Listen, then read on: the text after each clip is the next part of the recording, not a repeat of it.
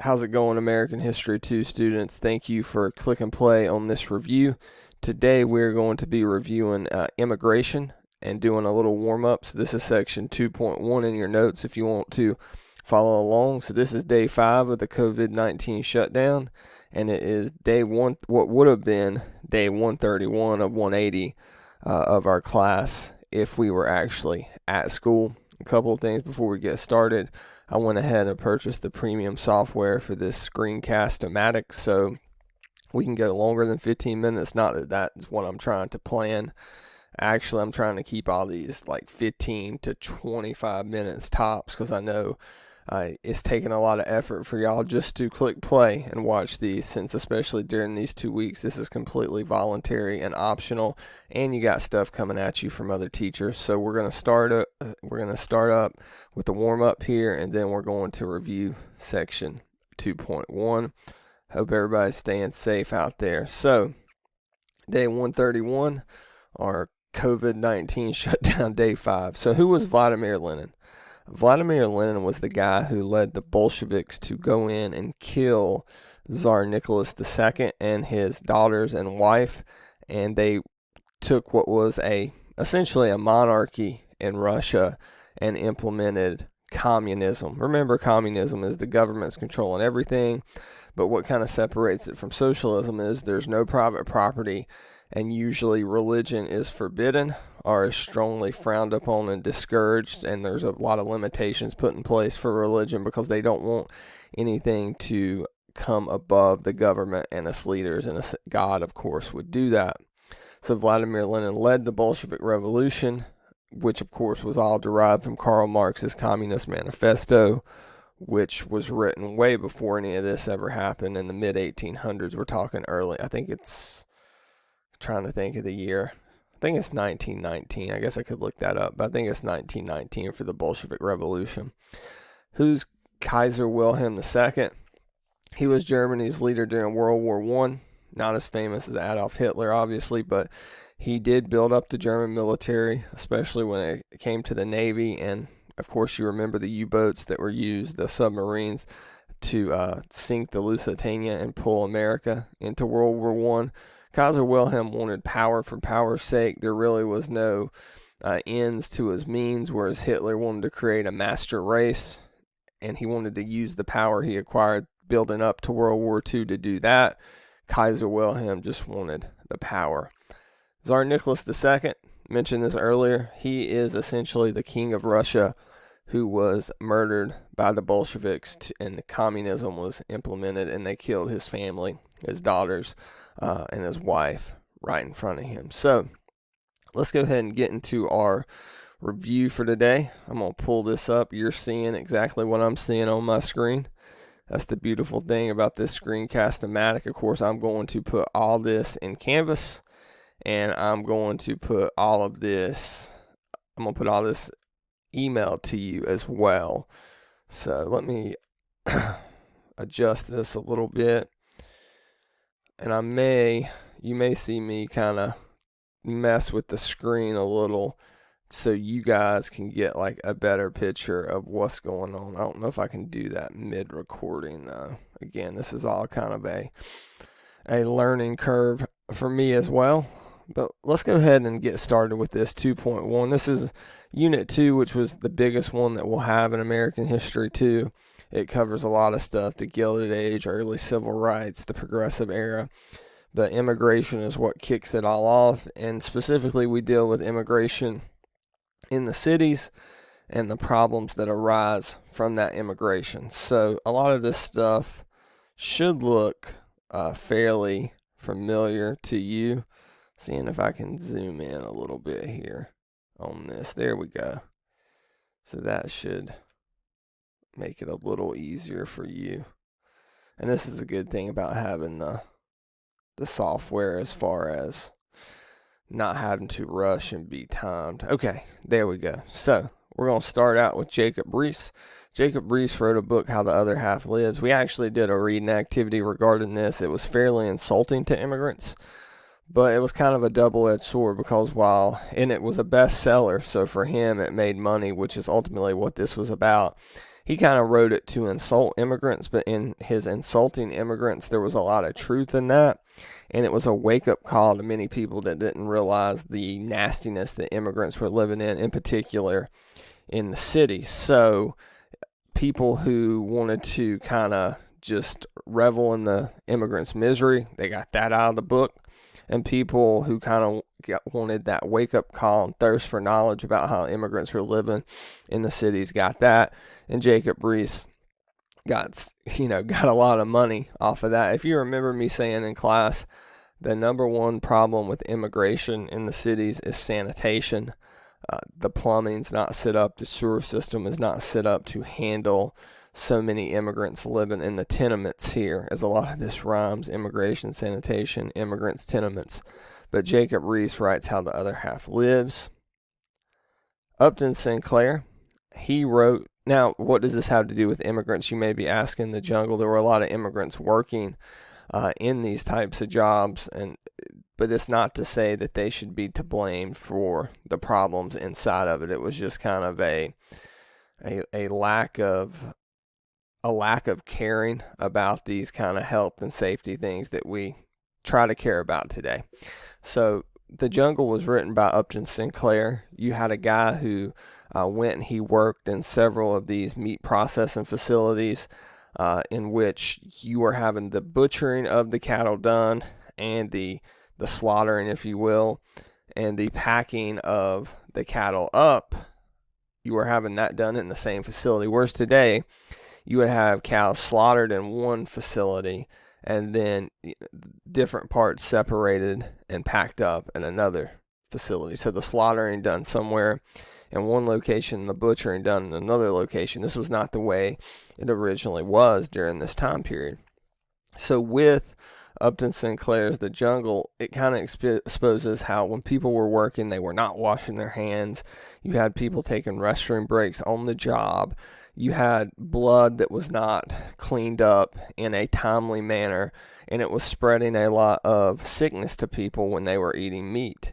And this eventually leads to the Meat Inspection Act and the Pure Food and Drug Act. But what this all works its way toward down the line is what we know as the FDA, or the Food and Drug Administration, which makes sure when you go and buy ibuprofen or Tylenol, or even if you go get a prescription drug, or you go to buy beef at Food Line, that it's safe, it's went through some inspection, and you should not have to worry about dying or becoming very sick from that type of thing. So that's Upton Sinclair's The Jungle. Housing. So when immigrants, they first flocked to the big cities like Chicago, like San Francisco, but the heartbeat of immigration was New York City. And for the most part, the first wave of immigrants kind of separated themselves. So you had like Little Italy, Chinatown, things like that. And you had groups of immigrants trying to save money and save resources. They would cram into an apartment building that was meant for a family of 4. You would have maybe, say, if you hear some rustling there, I'm adjusting the wire on the mic. You may have, say, 14 to 20 immigrants who are living in a apartment designed for a family of 4. And when you have that many people using the facilities, it's not set up for sustainability. So this overrun the plumbing, which eventually overrun the sewer system in New York, which caused a lot of waste excess and sickness to be spread throughout the cities. And again, it goes back to the number one problem with immigration is sanitation. I'm going to skip ahead. You see there, the tenements are the overcrowded apartments that these immigrants were forced into. This is before all the regulation. Remember, Teddy Roosevelt, as we've learned, is the one who kind of gets the ball rolling on a lot of the regulations that kind of keep us safe and healthy now. This is way before any of that. So this is a learning process for the America's government and the American people. So as the cities become crowded, as you have space taken up as far as building out, it's time to start building up, which leads to the skyscraper. The skyscraper is a novel concept, but it really does not take off until the elevator is invented by Elisha Otis. And that makes, of course, we all know what an elevator is. Of course, these elevators early on were very slow, but it beat the stairs. I guess is where America's obesity problem kind of started. Probably not, but skyscrapers became the dominant type of building. As if you go to New York, Chicago, LA, you'll see today, because you couldn't build out, you had to build up, and this made it a lot more feasible for people to work in the cities, live in the cities, and things of that nature. Transportation, as the cities became overcrowded, became an issue. There was just not enough room. Well, cars were a new thing, and not too many people were affording them or going out to buy them, but they were not practical in the cities, even when you could get readily easy access to a car or a vehicle. So this is where you get public transportation. Public transportation are things like trolleys in San Francisco, it's an open air bus, subways in New York, which of course is the underground electric train, which still runs, and just general buses and types of transportation. Many people, if you go to New York, you go to Chicago today, or LA, they don't own a car. They use public transportation. They use taxis, or today they use things like Uber and Lyft. And while more and more people are using that, even in rural areas now, things like Uber and Lyft, all that kind of originated in the cities. Now, if you're having any questions on this, you can email me. I should have said you cannot comment on these YouTube videos, so the best way to get in touch regarding them is by email. Just kind of giving you a little tidbit of information there as we kind of have a little break to move into the rise of these ethnic neighborhoods. So, culture shock.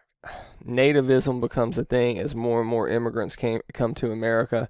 Nativism in itself is hypocritical, because we are a nation of immigrants. Unless you're full-blooded Native American, which most people, because of what was done to the natives, if you learned in American One with the Trail of Tears and Indian Removal Act and the Dawes Surveillance Act and things like that, were uprooted from their land and killed by descendants of white Europeans. So when you have this concept of nativism, it is wrong, because the motto of the United States is El Pluribus Unum, which means out of many we are one, meaning a nation of immigrants makes up one country, one whole, one entity. In our case, of course, the United States of America. But nativism divides people up. Tribalism, as it's sometimes called, and pits them against one another for usually political purposes, as well as monetary purposes, so financial purposes. So nativism becomes a feeling, a belief, an ideology of a large section of American politicians and the American public. And then there's also assimilation or Americanization. Assimilation is to become part of a whole, or to become part and become like something in that whole. So a lot of times you see this used in like science fiction stuff like Star Trek. I'm not a Star Trek fan, but like the Borg assimilates people. So for those of you that don't know, I can pull this up here and show you. This is one of the things that is very cool about doing this screencast. The Borg in Star Trek, as you can pull it up on Wikipedia, there's the main one there. That's their logo. What they do is they take the Star Trek crew and they make them part of the alien race. Of course, all this is forceful assimilation, and the Borg's like a creepy thing in Star Trek. Not that y'all know I'm a more Star Wars fan here, but there you go. There's some pictures of the Borg and stuff. But regardless, assimilation is you're making people become part of something. Where Americanization is where people are becoming part of the American experience and becoming more Americanized. Those first generation of immigrants, they were more isolated amongst their people, whereas the second generation, so the people who sent their kids to American schools after coming over here, those people were more accepting of the English language, the American traditions, like going to amusement parks eventually, like Coney Island, accepting American sporting events and things of that nature. So you got to keep that in mind, that if you are not growing up in American schools as an immigrant, you're probably less and less likely to accept American culture. Now, that being said, you have to keep in mind that it was also a tough place for many immigrants, because you had parents who were nativist and their kids were going to school with immigrants. These immigrants were trying to be more and more like the people around them, but they weren't as accepting. So that nativism, of course, is still a problem today in the United States. The dreaded dunce click. Okay, so there were things that were set up to make life easier for immigrants. So you had Jane Addams, who created the first halfway house, called the Hull House, Hull, in Chicago, Illinois. Now, halfway houses today are used as a transition point from getting out of prison to trying to get back into everyday society. So it may be your own parole. So you meet with the parole officer. They come to the halfway house. They try to help you find a job and kind of get acquainted with everyday American life again. Halfway houses didn't start out like that, though. When people would arrive in the United States from other nations, and I'm going to skip ahead a little bit here, they would arrive at two main entry points and were processed in and given a visa. The Ellis Island, which is the European immigrants coming in across the Atlantic Ocean from Europe and New York City. Remember, the easy way to remember this is Ellis starts with the E, Europe starts with the E. And Angel Island in San Francisco, where the Asian immigrants were coming in from places like China, Japan, Korea. They were processed in there, which is in San Francisco. Asian starts with the A. Angel starts with the A. That's the easy way to remember that. So they would be processed in, and then it was kind of like, okay, find a job, find a place to live. And as you can imagine, this just isn't practical. And more of these halfway houses popped up. I know the first one's in Chicago. Maybe one thing I didn't do a great job of talking about in class is it's the first of many like it. So people can go there. They can stay there for 6 months to a year. They help them find a job. They give them tips on where to seek a place to live that is friendly to immigrants and the parts of the country they should avoid, probably because of nativists. They help them find child care, the best schools that are more accepting to immigrant students. Now, the Chinese were a big part of building the Transcontinental Railroad, especially when it came to the bridges, the tunnels, the things like that. And that first wave was decent. They were paid a decent wage for the time period working on the Transcontinental Railroad.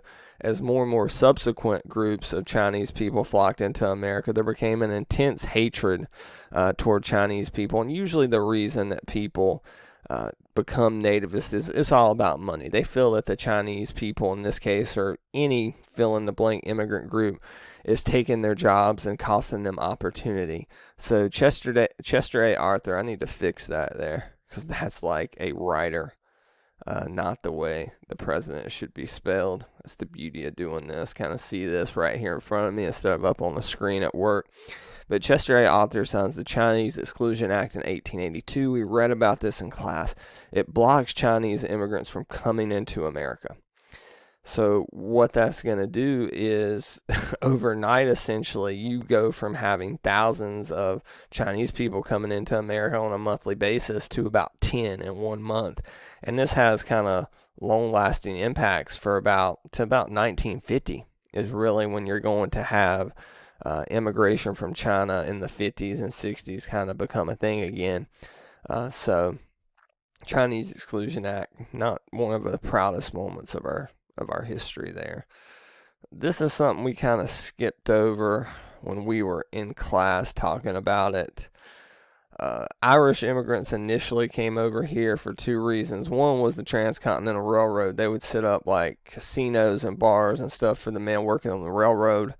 And even before that, you had some Irish immigrants come over because of a potato famine in Ireland.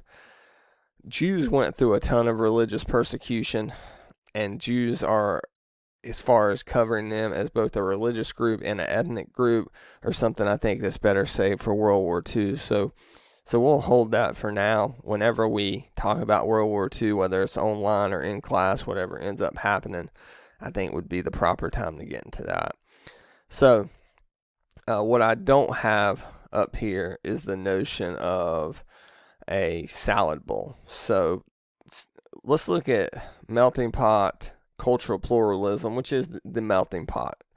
The melting pot is all different types of immigrants come together. They blend their cultural backgrounds together to create American culture. And in many ways, that's true. Think of foods in general.